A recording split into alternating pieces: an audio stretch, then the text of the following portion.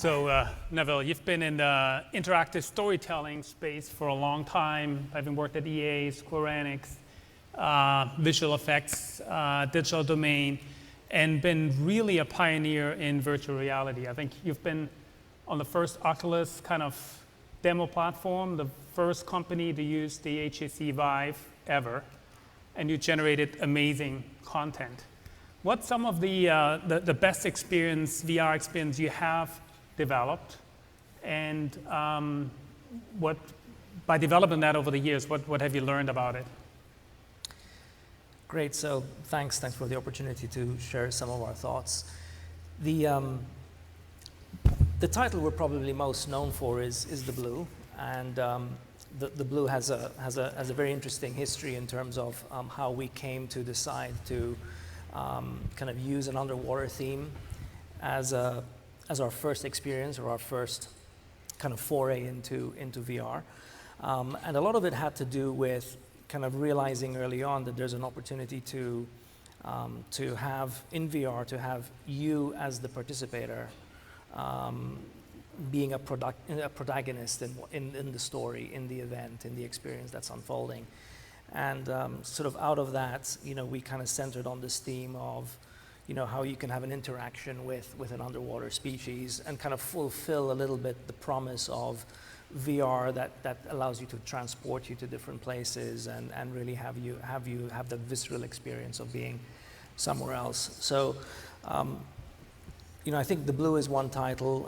As a company, I'm the co-founder and CEO of Wevr, and we are a VR content studio, so we're in the business of creating original VR content. And we're also building a distribution platform, a distribution network, to make it easy to get that content out to users. So for the last 3 years, we've been fortunate to be early in the space, and being early in an early market is very challenging. There's lots of bruises and pain and very difficult sort of challenging learning experiences that go with sort of being brave and trying stuff out. But we've been experimenting both on the 360 video end of the spectrum all the way through to full interactive experiences. There's a number of titles we can talk about in more specific, but seeing a lot of really interesting work happening even in the last 6 months, especially. Not a week goes by that we're not either being approached by a team or talent to explore new ideas, kind of really pushing the boundaries of what's possible in the medium. So you develop the content in-house, but you're also working with third parties? Yeah, so our model is we primarily are in the craft of making VR. We feel like we need to always have our sleeves rolled up and understanding what the capabilities of the various devices are. The hardware is evolving quickly. It's ticking twice a year. You've got a very broad spectrum of capabilities from cardboard to Vive. And so yes, primarily we're in the business of actually working with artists and designers and making VR ourselves. In an early market, we found that probably what's highest value is having as much exposure as possible to people who want to take a shot at figuring out how to create VR. So we spend a bunch of our time talking to developers, talking to both independents as well as incumbents, game studios, movie studios, established directors and writers, and really trying to sort of think through what is the vision that they want to create and help out in whichever way we can. In some cases, we help out by providing some co-financing. In some other cases, we're just providing equipment, and everything in between. So you mentioned Wevr Transport, and I guess it's kind of a Netflix for VR. Is that a good description? What's the vision behind it? Kind of what content are you focusing on, and how is it differentiated to all the other kind of App Store or other distribution platforms? Yeah, so the Transport is not intended to be a replacement for any of the stores. We're thinking about two things are most important to us. One is the consumer, who's the person who's going to bother to get a headset, put it on, and consume media. And secondly, the creator. What's important to the creator who wants to showcase their work in some way. And we basically felt that alongside the various stores, which obviously is the ultimate endpoint where people are going to acquire premium content, that there's an opportunity to think about how you build a network, how you build a community of creators that want to together showcase their work and start to build a direct-to-consumer relationship. And so we spent a lot of time thinking about the dynamics of the creative community and the audience around it. And in the early days, we feel that, and we see that most of the people who consume VR today, that we talk to at least, have some desire to make VR as well. So there's a very high overlap between VR consumption and VR creation, sort of from a segmentation of the audience that we're looking to address. And so transport is really in its early days. It's ultimately about learning right now. The software lags behind a lot of our thinking today in terms of where we see transport going. To say that transport's the Netflix of VR, I think is it's premature, to say the least. I mean, we're in That's really the vision, early days. I guess. Yeah, and no vision is complete. I think that the term Netflix or HBO we associate with premium content. We associate with user consumer choice, which we think are important in VR as well, obviously. But it's really too early to sort of pick an analogy for transport. So talking about premium content, what type of content do you think will drive VR adoption? Because, as you mentioned, we're still in the early phases, and everybody's looking for what will be the key driver for, the whole range. Sure. I think there are several key drivers. I mean, that's a big question. We've been surprised by the range and breadth of different kinds of experiences that are compelling people in VR. So whether it's the obvious categories of scaring people, anything that drives high levels of emotion, education, travel, a very broad range of different kinds of experiences that lend themselves well, where there's clearly a high audience response. The consumer puts the headset on and they immediately can see the application and the applicability. So I'm going to use this term a lot, but it is too early to define what the key drivers are in terms of different content categories that are going to be winners versus losers. I think you look at the Oculus Store today, and there's already the beginnings of a very well curated set of content that is, some of which is proving to be very compelling. You look at Steam, and there's 200 plus different titles there. You look at Viveport, you look at the Google Play Store, the Oculus Gear Store for the Samsung Gear, and there's a lot of different experiences. And so we're just learning by looking at the data, combining kind of our sense of what's viscerally we have a hunch might be compelling, and then looking at as much data as we can to kind of find out what the drivers are. The cop-out answer is that, I think even with VR, humans are humans, right? So our patterns for consumption in media and entertainment don't necessarily change because it's VR. People like their favorite music bands, they like sports, they like to be entertained by good performers, and so some of the patterns, or a good game's a good game, addictive compulsion loops that apply in gaming apply in VR. So I think that I'm not sure we're going to necessarily be really shocked by the thing that's going to be, or the set of drivers that are going to work. More specifically, there are some characteristics of VR, especially room scale VR, where the invitation to participate and to actively participate in an experience is very high. And this has been said before, I'm not saying anything very new. And so it seems like any category of content where you have some affordance, where you can actually impact the world in some way and have it respond to you, is obviously a key driver. The length and format of the content is also worth considering. We've done projects which are 100-minute long, 10-episode, 10-minute each series. The project we did with Samsung, which was very informative in terms of the kind of content that we're seeing people really resonate with. I think, again, it's early to really kind of set those. Are there any titles or upcoming titles you're specifically excited about? Yes, most of which, unfortunately, I can't really talk about just yet. There are 2 titles which are coming out that we're involved with, which I'll share really quickly, which I'm particularly interested in.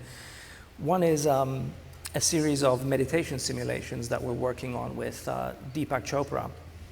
And we, in that case, it was an example of someone who, he came to the studio and we put a headset on him, and within seconds, he took the headset off and said, well, this is the new medium. This is a medium that's going to allow people to really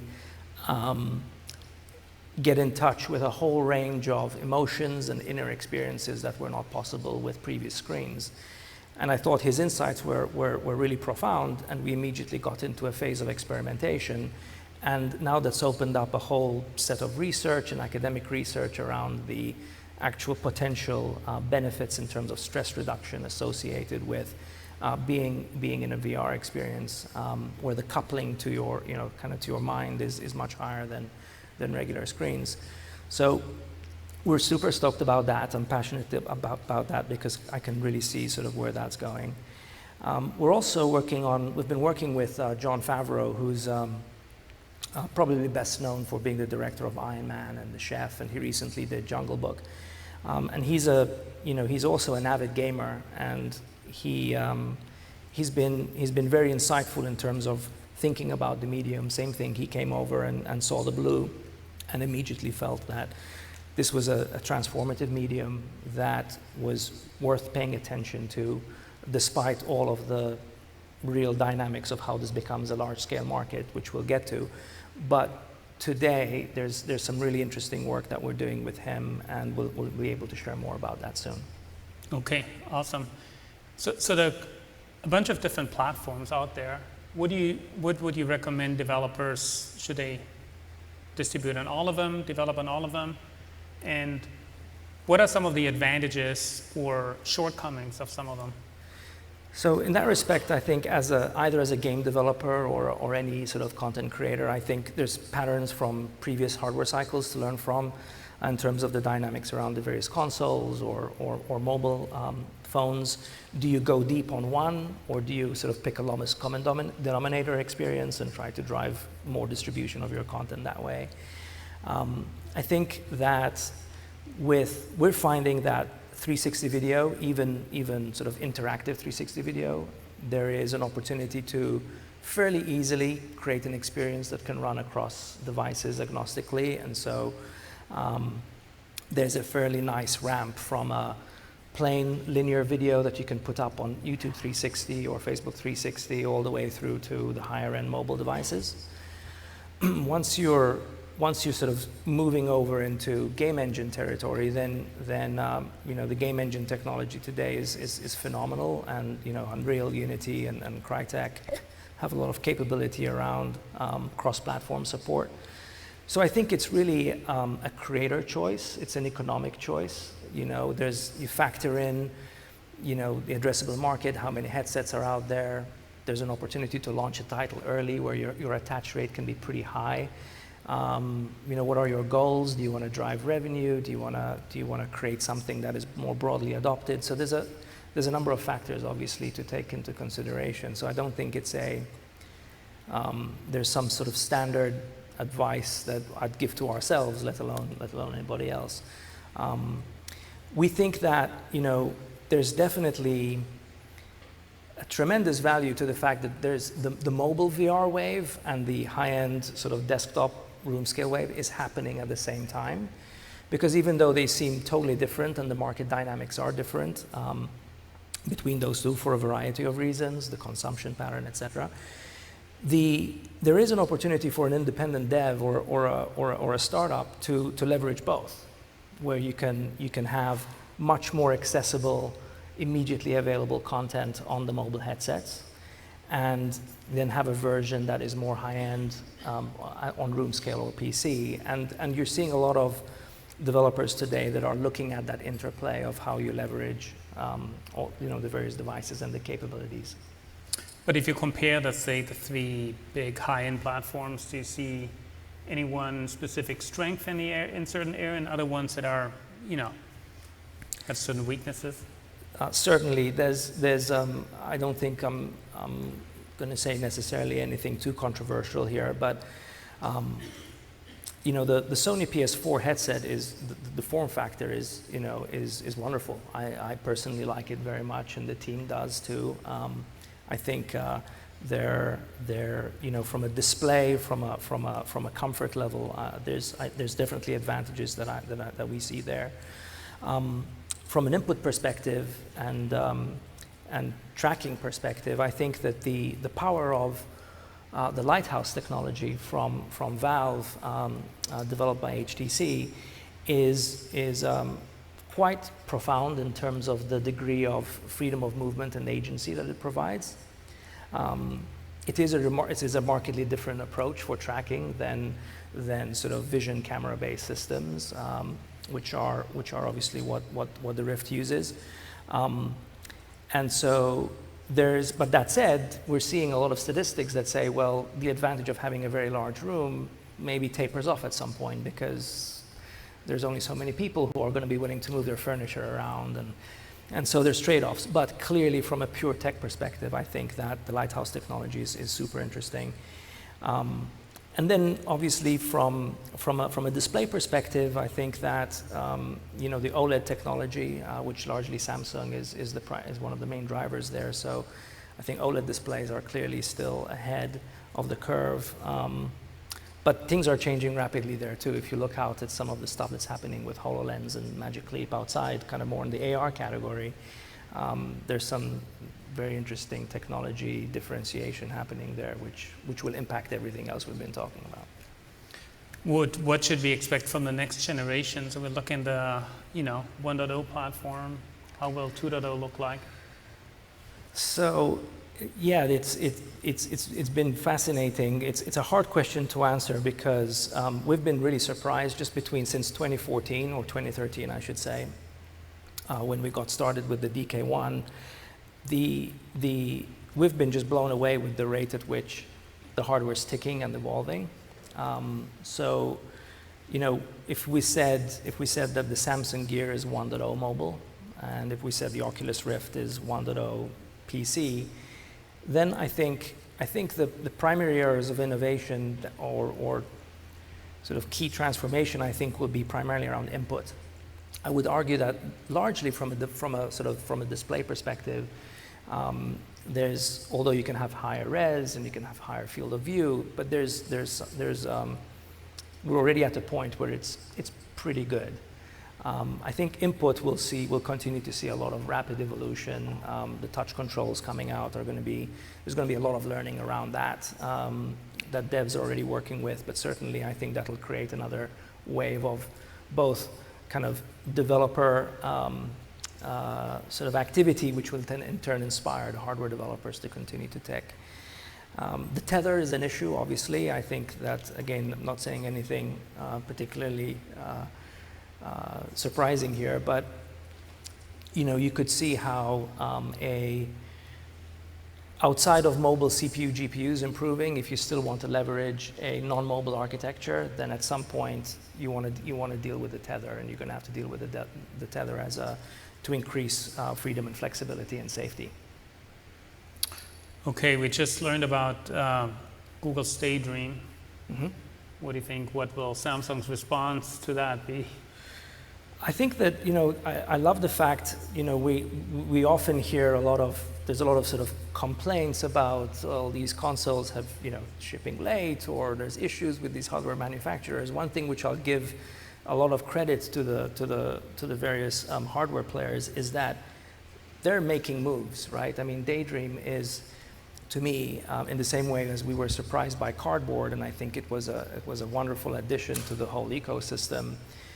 With Daydream, I think there's a lot of things to be excited about. I mean, it addresses an issue at the OS level, which means that a whole network of OEMs can participate in that.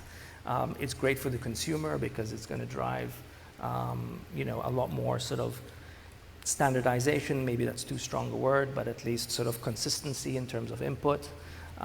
So I think as a developer, as a creator, whether you're into gaming or whether you're into more linear content, I think there's a lot to be excited about. Samsung continues to be in a terrifically strong position with their hardware capability, both across the board. So I would have no doubt that there will continue to be year-on-year competition that will continue to drive benefits for the consumer. What should we expect from Apple? So, I think that if we looked at sort of what Apple's done in the past, right, then I think one can expect them to provide some innovation around design and simplicity and accessibility, which is direly needed. One of the biggest hurdles with mass adoption, especially of the higher end headsets, is the complexity. It's actually quite complex to set up a PC and get everything working, even for a techie person, let alone sort of a mass consumer. Even dealing with some of these mobile headsets is still pretty tricky. Taking your phone in and out, the simple things are still, they're not exactly smooth and simple. They don't quite have the elegance of swiping across the screen that you could argue wasn't necessarily pioneered by Apple, but I think it's what Apple is known for, is their focus. So I would certainly hope that they will up the ante on simplicity and accessibility. Okay, but probably going to come out with a product a little bit later. Yeah. What do you think? What are the real VR opportunities this year, and how will that change over the next 2 or 3 years? So that's a great question. I'm actually super stoked about the fact that even though it's this early in the market, there's tremendous opportunity for, like, in 2016. I mean, if you're not a hardware manufacturer selling software and you're a startup, you want to create services for the ecosystem, or you want to create titles that you can actually sell and make money from, there's a clear and present opportunity to do that. I mean, we look at some of our titles and we'll be making our money back and then some, and so there is a set of parameters that you can look at today where you can take advantage of the fact that it's early, and you can have a high tie ratio with the number of devices in market, be thoughtful about what you're creating, pick your audience, and you can make stuff that sells and does well. So if opportunity is defined by, is there a way to make money in 2016? I think the answer is yes. Now, is that significant enough revenues for a well-established, incumbent studio, game studio, or a movie studio to really pay attention to? Well, it's not going to turn your head today in 2016, but I think that 2016, I think we'll look back at as year one, where some of the early pioneering work was done, and just like any other kind of change in hardware cycle, it's an opportunity for new companies to come along and eat a big chunk of lunch out of what's available. So if it's hard to make any money at the moment in 2016, getting financing is probably a requirement for a lot of the VR companies to survive. You raised about 20 million from a mix of a lot of strategics, financial investors, and individuals. For any of the companies out there raising some money, what would you advise them? It's a good question. I think that, again, it's really being realistic about the dynamics of an early market. And by that I mean being sort of thoughtful about actually how much capital do you really need. There's a lot of devs that we work with that are super scrappy and are able to create really interesting content without raising $20 million. The reason why we did that is because we felt like there was an actual opportunity to bring some value to the ecosystem by being thoughtful about some software systems and some content. And I think that in our case, we found that the strategic investors were very responsive to what we were doing. And by strategic, I mean they're investors that are invested in making this VR ecosystem work and prop it up over the long term. So, it was interesting. Last week there was a comment that Mitch Lasky from Benchmark made about, he said something along the lines of, maybe the Facebook acquisition of Oculus was not good for the VR investment industry because it was so much so soon.